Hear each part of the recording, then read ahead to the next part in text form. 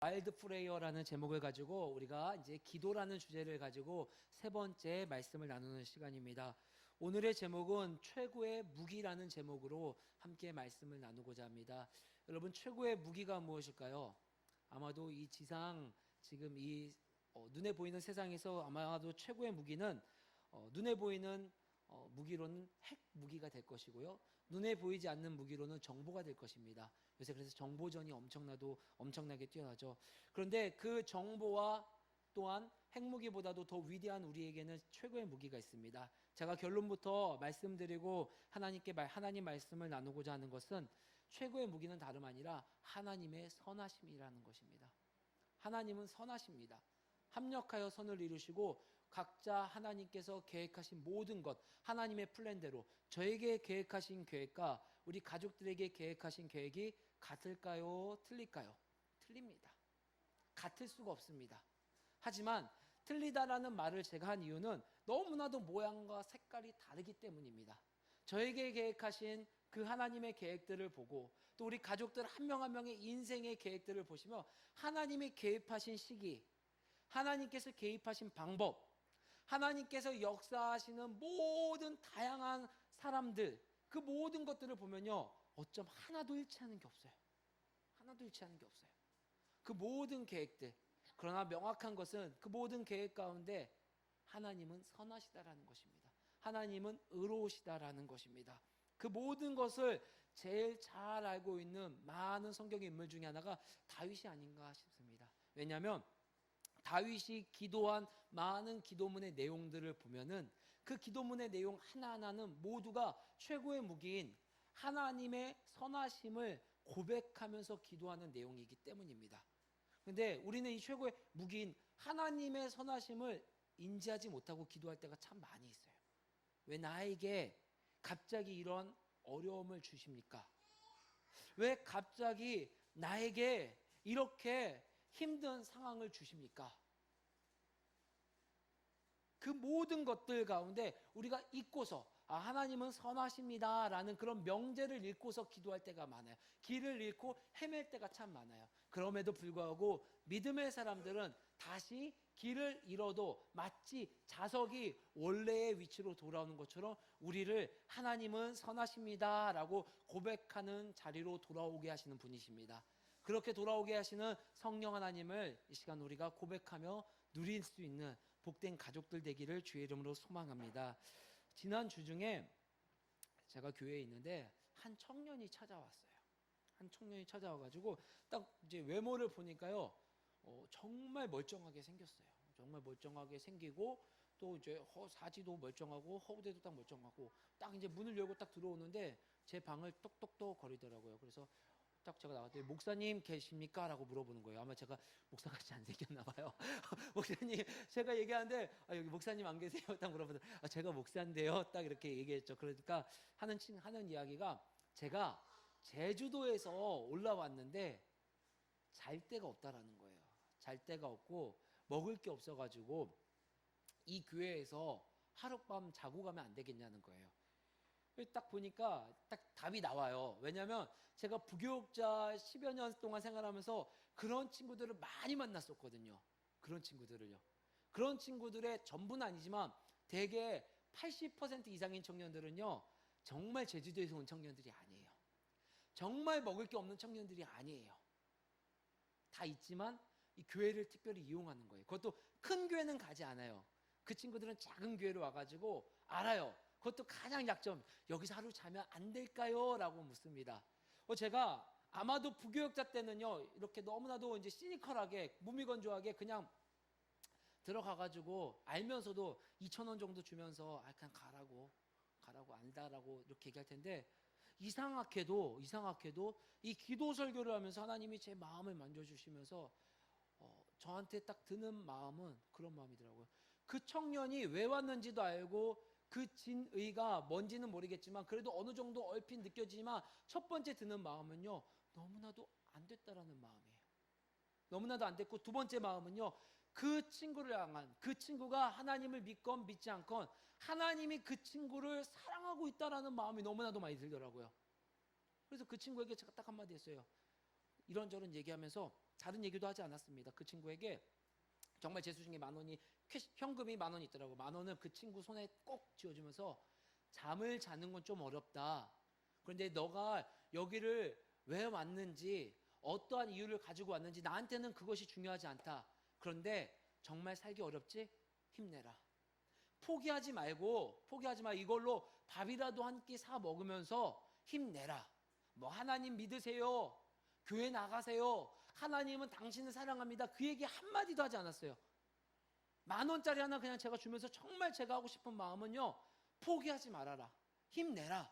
힘내라. 지금 너희들이 살아가기 어려운 시대지만 포기하지 말고 힘내라. 그런데 그 친구가 마지막에 저한테 딱 주는 눈빛이 뭐였냐면 정말 동공이 흔들리더라고요. 눈물을 흘릴 것 같은 그 눈물로 저한테 3번 정도 고개를 숙이면서 고맙습니다. 고맙습니다. 고맙습니다. 아마도 그 청년에게 제일 큰 거는요. 하나님을 믿어라. 예수님을 믿어라. 그거는 다음 문제고요. 제일 첫 번째 그 청년에게 제일 필요했던 거나 아마도 위로였었던 것 같습니다. 누군가가 사랑하고 있고 너를 그냥 있는 모습 그대로 아마도 많은 교회에서 편견 어린 눈빛으로 보았겠죠.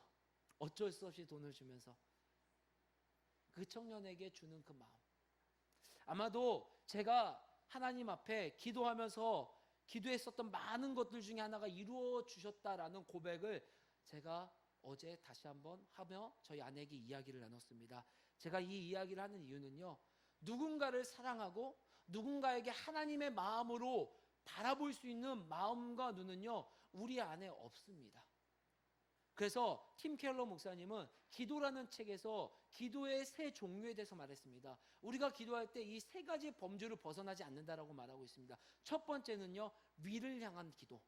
위를 향한 기도. 위를 향한 기도는요. 다른 기도가 아니라 하나님 앞에 감사와 찬양을 드리는 기도입니다. 두 번째로는요. 안을 향한 기도. 나를 위한 기도예요. 하나님과 지난주에 나눴던 말씀처럼 친밀함을 위해서 하나님이 나에게 보여주신 그 사랑과 하나님이 나에게 보여주신 그 평안함을 누릴 수 있게 할 수 있는 그 기도, 알 수 있는 기도. 세 번째로는요. 밖을 향한 기도입니다. 밖을 향한 기도.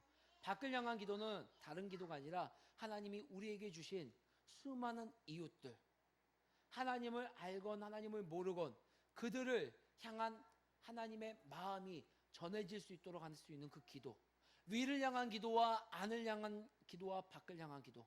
그래서 제가 설교를 준비하면서 마르틴 루터는요. 하루에 3번 정도 기도를 했다고 합니다. 아침에 일어나서 기도하고 저녁에 기도하고 점심에 기도하고 저녁에 와서는 꼭 기도를 한 제목이 있다고 합니다. 바로 밖을 향한 기도. 내가 하루 동안 들었었던 수많은 기도자들의 그 기도 제목들을 듣고 그 저녁에 넘어가지 않고 단 1분이라도 단 2분이라도 하나님 앞에 그 밖을 향한 기도를 했다고 합니다. 여러분들은 기도를 우리가 2주 정도 함께 듣고 3주 정도 듣고 있습니다. 기도를 하고 계십니까? 하고 계시다면 아마도 기도는 참 어렵다라는 것을 느끼실 것입니다. 아마 기도가 어렵다라고 느끼지 않는 분들은요. 적어도 2가지 종류의 케이스에 있는 분들일 것입니다. 첫 번째는요. 정말 하나님의 사람입니다. 정말 기도하지 않고 살아갈 수 없는 그런 분들.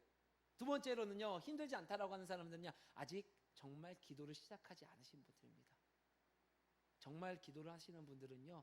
내 안에 있는 내 자아를 누르면서 하나님의 뜻이 이루어질 수 있도록 기도하는 분들이기 때문에 기도가 힘들 수밖에 없습니다. 오늘 본문 역시도 마찬가지입니다. 다윗은요. 위를 향한 기도를 하고요. 안을 향한 기도를 하고요. 밖을 향한 기도를 해요. 그러면서 다윗의 시편의 내용들을 보면요. 모두 다 하나님 앞에 이러한 최고의 무기인 하나님을 의지하면서 감사와 찬양을 하면서 내 안의 심령이 더욱더 강건해지고 또 나에게 있는 사람들을 향한 그 기도를 하고 있습니다. 오늘 시편 5편 1절로 12절 말씀은요. 다윗이 가장 어려움을 겪었을 때 고백한 기도라고 합니다.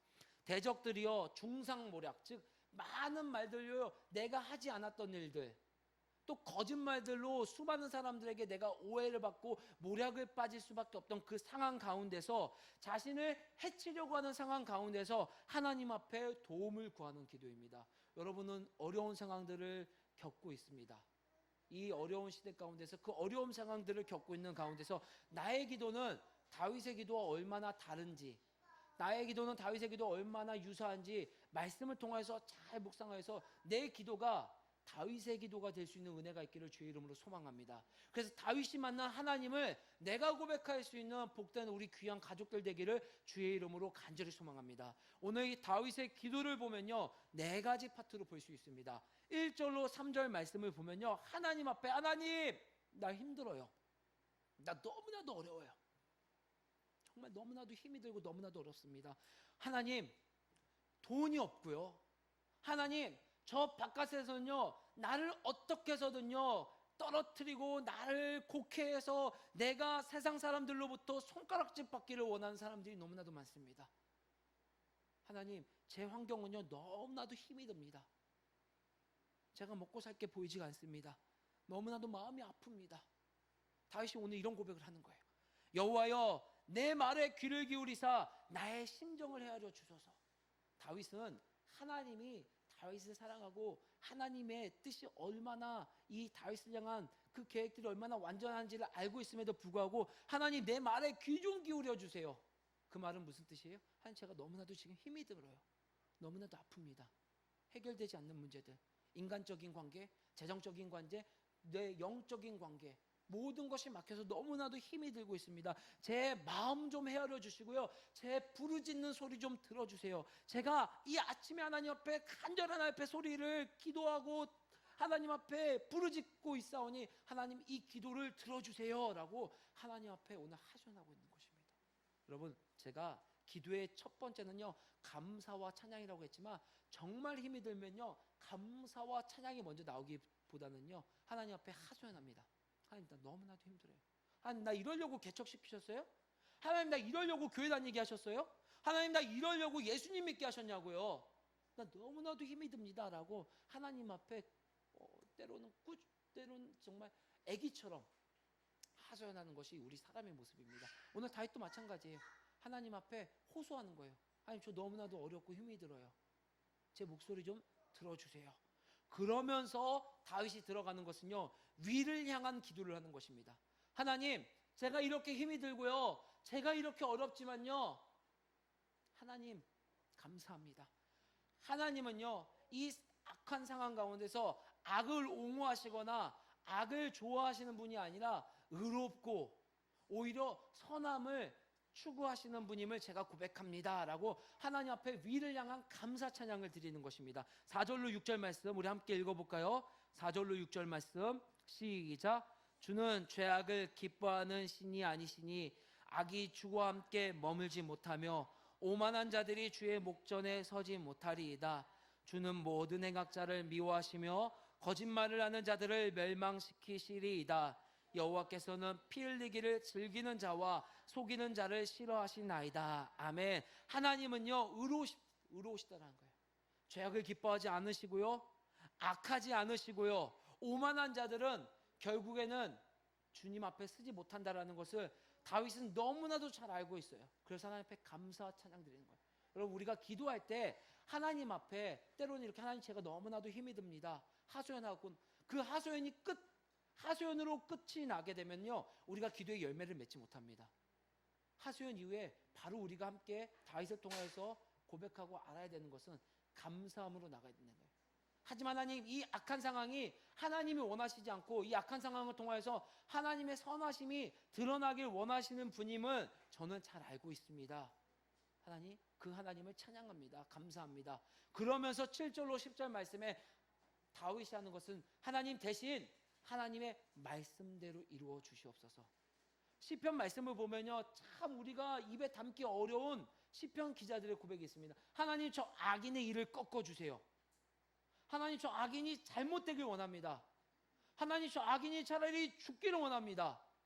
그런데 여러분 하나님은 사랑하시는 하나님인데 가끔 시편의 내용을 보면요 정말 이게 이해가 안 가는 거예요. 왜 하나님은 사랑의 하나님이신데 왜 그 사랑하는 하나님의 백성들의 일을 꺾으라고 하고 하나님 그들이 오히려 그 머리 위에 숯불을 놓으라고 하고 오히려 그를 저주하는 그런 수많은 말씀들의 기록을 보면서 이해가 되지 않았는데, 오늘 이 7절로 10절의 말씀 보면요, 다윗도 똑같이 이해되지 않는 말씀을 합니다. 하나님, 저들을요, 나를 애매하게 공격하고 저 화살로 공격하는 저 악한 자들, 오만한 자들을요, 주님 심판해 주세요. 심판해 주세요. 저주해 주세요. 저주받게 해 주세요. 그런데 그 말씀은 다른 것이 아니라, 하나님, 정말 그들이 미워서, 그들이 악해서 그들이 벌받기를 원하는 마음으로 다윗이 기도를 한 것이 아니라, 수많은 시편의 기자들이 기도한 것이 아니라, 다윗의 이 고백, 시편 기자의 고백 그 근저에는 하나님 말씀대로 이루어 주세요. 하나님은 선하시죠. 하나님은 말씀대로 이루어 주시죠. 하나님은 악한 자를 벌해 주신다고 하셨죠. 제가 개인적인 마음으로 그들을 위해서 이렇게 저주의 말을 한 것이 아니라, 표현은 제가 이렇게 했지만 모든 시편 기자의 말씀 그 가운데는요, 하나님 말씀대로 이루어 주세요. 하나님 말씀하신 대로. 시편 32편 35절 말씀에 모세는요, 이렇게 하나님 앞에 노래했습니다. 제가 읽어보겠습니다. 그들이 실족할 그때 내가 보복하리라. 그들의 환난 날이 가까우니 그들에게 닥칠 그 일이 속히 오리로다. 모세가 마음이 나빠서, 모세가 연약해서, 모세가 못돼서 이 기도를 한 것이 아니라, 모세의 이 기도 내용 그 근저에는요, 하나님 말씀대로 이루어 주세요라는 마음이 있는 거예요. 그러면서 11절 12절 말씀에 오늘의 핵심 구절의 말씀입니다. 함께 읽어보겠습니다.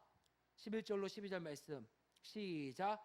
그러나 주께 피하는 모든 사람은 다 기뻐하며 주의 보호로 말미암아 영원히 기뻐 외치고, 주의 이름을 사랑하는 자들은 주를 즐거워하리이다. 여호와여, 주는 의인에게 복을 주시고 방패로함 같이 은혜로 그를 호위하시리이다. 아멘. 이 말은 하나님을 피난처로 삼으시라는 것입니다. 이 모든 그전 가운데, 그 다윗의 처음 시작은 하나님, 나 너무나도 힘이 들어요. 내 이 어려운 상황들을 하나님 조금 해결해 주세요라고 호소로 시작했지만, 그 다윗의 마지막 고백은, 예 하나님, 그럼에도 불구하고 하나님께서 나를 보호하시고, 하나님께서 나를 의로운 길로 인도하시고, 하나님께서 나에게 가장 맞는 길로 이끌어 가심을 제가 이제 알았습니다. 고백합니다. 하나님 인도하여 주심을 진심으로 감사합니다. 다윗은 이 말씀을 통하여서 우리로 하여금 하나님께 피난처로 삼아 하나님께 우리의 전심 모든 것을 맡기라라고 말씀하고 있습니다. 이와 비슷하게 기도한 아삽이라는 시편의 기자가 있습니다. 지난주 제가 화요일날 성경 공부 시간에 함께 나눴던 주셨던 말씀인데, 아삽이라는 하나님의 그런 찬양을 하는 레위지파의 하나님의 기도하는 사람도 이렇게 기도를 했습니다. 하나님 앞에 시편 73편의 1절 말씀에, 하나님, 저는 하나님 도대체 이해가 가지 않습니다. 하나님이 참으로 이스라엘 중 마음이 정결한 자에게 선을 행하시나? 하나님, 시편 73편 1절을 통해서 하나님, 정말 하나님이 이스라엘의 선한 자들, 하나님을 사랑하는 자들, 하나님을 피난처로 삼는 자들에게 정말로 그들에게 선을 행하시는 분 맞습니까? 라고 퀘션 마크를 하는 거예요. 좀 더 아삽은요, 구체적으로 말하고 있습니다. 하나님, 저는요 오히려 넘어질 뻔했어요. 악인이 잘 되는 모습을 보고, 그들은 죽은 때에 고통도 없고, 오히려 그들이 투자했던 것들은 다 잘 되고, 그들이 집을 샀더니 집값은 다 올라가고, 그들이 주식을 투자했더니 그 주식은 다 올라가고, 그들이 비트코인을 샀더니 비트코인은 다 올라가고, 나는 하나님이 하지 말라고 해서 그런 거 하지도 않았고, 나는 그렇게 하나님 뜻대로 살아가라고 해서 정말 성전에서 하루에 3번씩 하나님 앞에 전심으로 내 모든 것을 드렸는데, 오히려 나에게 돌아오는 것은 어려움밖에 없고 원망밖에 없고 불평밖에 없습니다. 이게 뭐예요, 하나님? 이게 하나님 믿으라고 한 하나님의 뜻 맞습니까? 오늘 아삽은 이렇게 하나님 앞에 하소연을 하는 거예요. 근데 그때 아삽은 이렇게 말합니다. 15절로 16절 17절 말씀에, 17절 말씀을 제가 한번 읽어보겠습니다. 하나님의 성소에 들어갈 때에야 그들의 종말을 내가 깨달았나이다. 아멘. 하나님의 성소에 들어갔다라는 것은 다름이 아니라 하나님이 계신 그 성전에 나와서 예배드리는 삶. 오늘 말씀으로 보면 하나님 앞에 내가 기도할 때에야, 내가 이제야 깨달았습니다.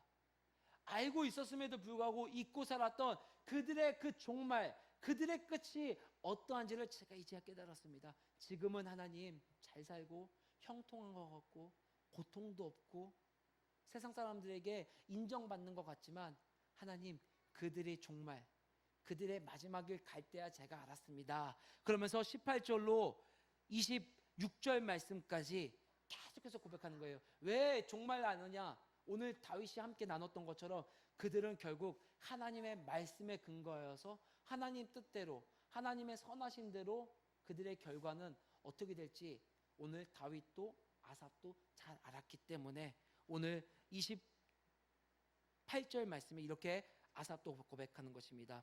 하나님께 가까이함이 내게 복이라. 내가 주 여호와를 나의 피난처로 삼아 주의 모든 행적을 전파하리이다. 아멘.